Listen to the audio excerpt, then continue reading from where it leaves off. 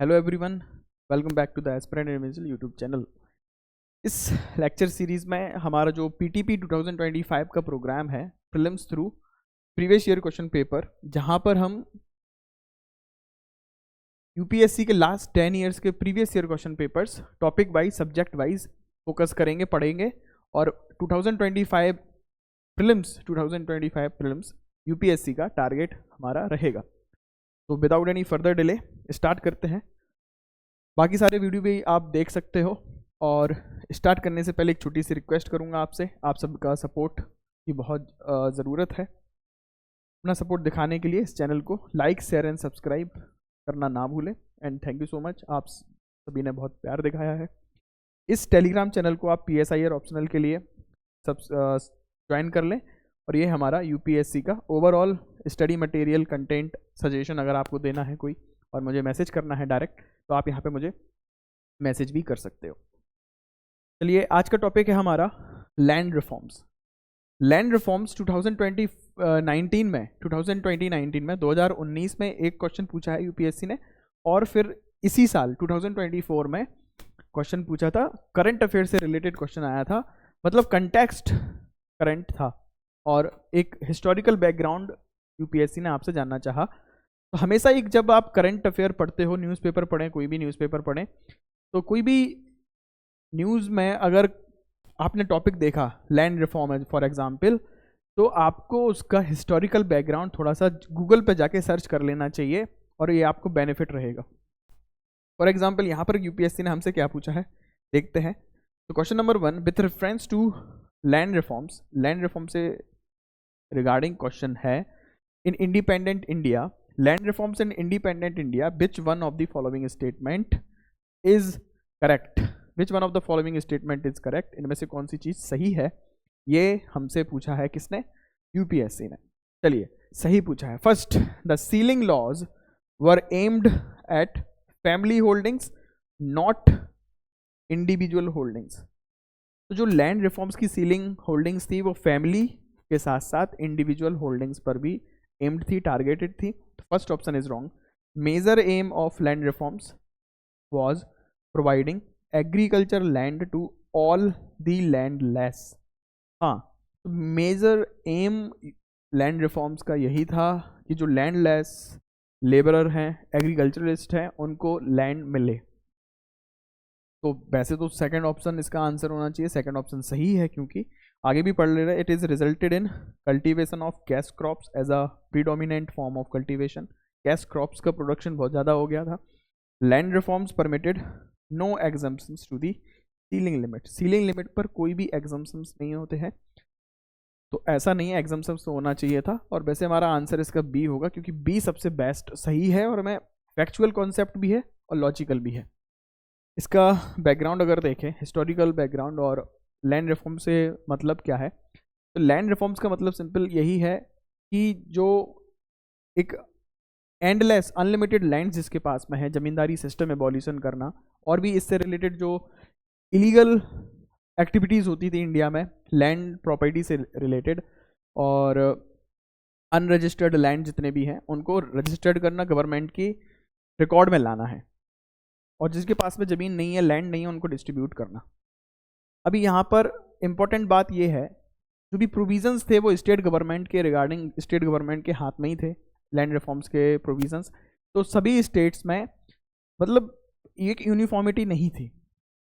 कुछ ग्रुप्स थे जैसे महाराष्ट्र, मध्य प्रदेश और यूपी, यहाँ पर अलग अलग प्रोविजंस थे लैंड होल्डिंग और लैंड रिकॉर्ड्स के अकॉर्डिंग, जहाँ पर state is the basis of family. तो कहीं पे इंडिविजुअल को टारगेट किया था, कभी दोनों को टारगेट था, कभी फैमिली को टारगेट था। ठीक है, 1971 में यूनिफॉर्मिटी लाने के लिए कुछ चेंजेस करे गए थे, वो आप ओवरऑल एक देख सकते हो कि 21 एकड़ की सीलिंग लिमिट को लोअर कर दिया ना, कुछ एग्जम्पशन ऐड किए गए थे, है ना, no scope for the move for the court नहीं जा सकते हो, इस तरीके से। और रेट्रोस्पेक्टिव एप्लीकेशन ऑफ लॉ, मतलब आप जो लॉ है, अब आने वाले समय में कोई भी लॉ बनेगा तो आप बैक डेट से उसको अप्लाई नहीं कर पाओगे रिगार्डिंग द लैंड रिफॉर्म्स। ये वाला प्रोविज़न भी 1971 में ऐड किया गया था। तो हरियाणा पंजाब में जो लैंड कल्टीवेशन और प्रीडोमिनेटली कैश क्रॉप्स का था वो ग्रीन रेवोल्यूशन से था, लैंड रिफॉर्म से लेना देना कुछ भी नहीं है। लैंड रिफॉर्म्स आप हिस्टोरिकल बैकग्राउंड जरूर पढ़ें, हिस्टोरिक जब इकोनॉमी जब पढ़ते हैं उसके नोट्स में हमारा स्टार्टिंग वही planning in India, land reforms in India, very important topic है और हमें जानना भी चाहिए। इसके बाद में यूपीएससी ने लैंड रिफॉर्म्स से क्वेश्चन नहीं पूछा, लेकिन लैंड रिफॉर्म से रिगार्डिंग रिलेटेड कंटेक्स्ट में जो क्वेश्चन था, करंट अफेयर में जो न्यूज़ थी, उसी से क्वेश्चन पूछा है 2024 में।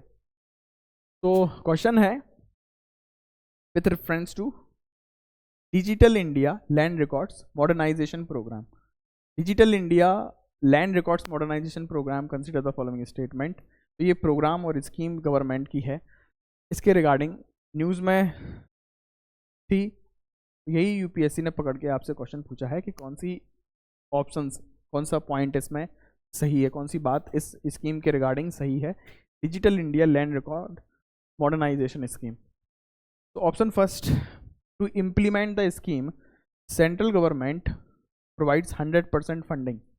2016 में ऐसा कर दिया गया था, सेंट्रल सेक्टर स्कीम बना दिया गया था, फर्स्ट ऑप्शन सही है। Under the scheme cadastral maps are digitalised. Cadastral maps का मतलब होता है ऐसे मैप जहां पर ऑनरशिप राइट्स भी दिखाया जाएगा और मेजरमेंट के बेसिस पे ही लैंड को रिकॉर्ड किया जाएगा, कैडेस्ट्रल मैप। तो ये बात भी सही है। An initiative has been undertaken to transliterate the records of rights for local language from local language to any of the language recognised by the constitution of India. Constitution of India और language से related provision है हमारे 8th schedule में, है ना। 8th schedule जो है वहाँ पर कॉन्स्टिट्यूशन है, तो लैंग्वेज के बारे में बताया गया, ऑफिशियल लैंग्वेजेस ऑफ इंडिया। तो यहाँ पर तीनों पॉइंट सही है और इसका आंसर है डी, सिंपल। कहाँ से क्वेश्चन पूछा यूपीएससी ने? न्यूज़ में था, क्योंकि most important thing ministry of finance ने 2021-22 से लेकर 2025-26 तक इस स्कीम को प्रमोट किया था। इस स्कीम को एक्सटेंडेड किया है। Digital India land record modernisation scheme जो है मिनिस्ट्री ऑफ फाइनेंस के अंदर आती है। यूपीएससी फिर से क्वेश्चन पूछ सकती है यहाँ से, बहुत ज़्यादा ज़रूरी है कुछ टर्म और प्रोविजंस इस स्कीम के, जैसे फॉर एग्जांपल जिसको पहले national land record modernisation programme के नाम से जाना जाता था, 2016 में इसको 100% फंडिंग कर दिया गया था। न्यूज़ में क्यों था हमने देख लिया। मिनिस्ट्री ऑफ फाइनेंस ने 2025 और 2026 तक इसको एक्सटेंड कर दिया, बढ़ा दिया गया था, तो न्यूज़ में था। क्वेश्चन कहाँ से पूछा गया है? इस स्कीम के प्रोविजन से रिलेटेड। इसमें होगा क्या? कंप्यूटराइजेशन ऑफ लैंड रिकॉर्ड होगा, डिजिटलाइजेशन ऑफ कैडेस्ट्रल मैप्स का, और भी सारी। यहाँ पर एक नंबर प्रोवाइड किया जाएगा जिसके बोला गया है unique land parcel identification number, और भू आधार इंपॉर्टेंट टर्म है, यूपीएससी फिर से रिपीट कर सकती है थीम। भू आधार के मतलब क्या है? भू आधार सिंपल एक 14 डिजिट का अल्फा न्यूमेरिकल आईडी नंबर है। आपकी लैंड प्रॉपर्टी को एक नंबर दिया जाएगा, उसको भू आधार बोला गया है। इस तरीके से हमें प्रीवियस ईयर क्वेश्चन पेपर को अच्छे से पढ़ना है। और जो टेक्निकल सपोर्ट है वो कौन प्रोवाइड करा रहा? Centre for development of advance computing Pune. ये इंस्टीट्यूशंस गवर्नमेंट ऑफ इंडिया के ऑलमोस्ट सारे के सारे टेक्निकल सपोर्ट और टेक्निकल जितने भी इनिशिएटिव हैं गवर्नमेंट ऑफ इंडिया के, हमारा इंस्टीट्यूशन है centre for development of advance computing provide कराता है।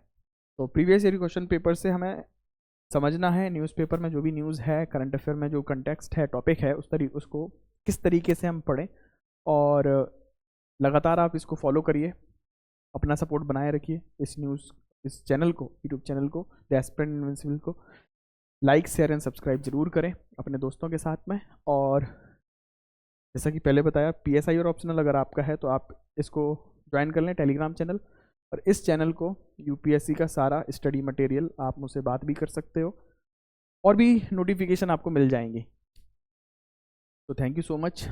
आई होप आपको लेक्चर अच्छा लगा हो, समझ में आई हो चीज़ें। आप कमेंट करके ज़रूर मुझे बताएं कोई भी सजेशन अगर आपके पास में है, और शेयर ज़रूर करें। Thank you, take care, love you all, bye bye.